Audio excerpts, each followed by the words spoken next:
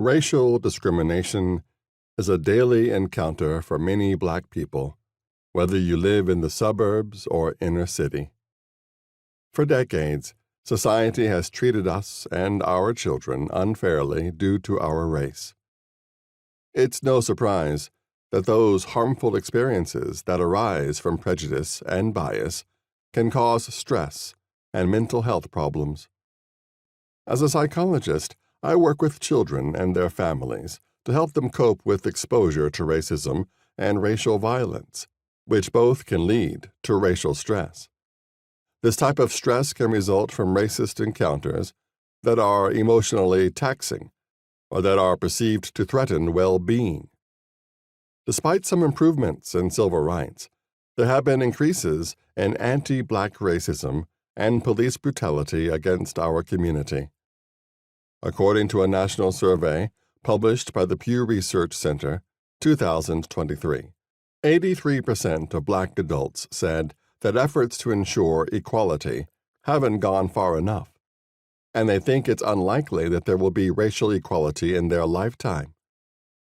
This racial inequality can influence how you think about yourself and how you talk or avoid talking with your child to help them process these negative experiences. Racism can be unsettling for parents and make you concerned about your child's mental health.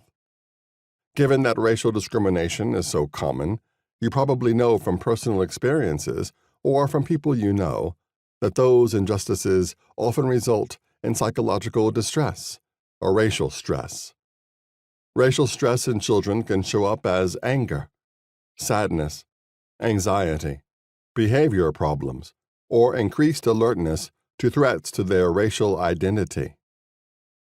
More explicit and direct forms of racism have become increasingly apparent. For example, more schools are teaching children that slavery was beneficial to our ancestors, or have dress codes that prevent Black children from wearing natural hair, such as locks. It is clear that having intentional conversations with children about race and racism is important.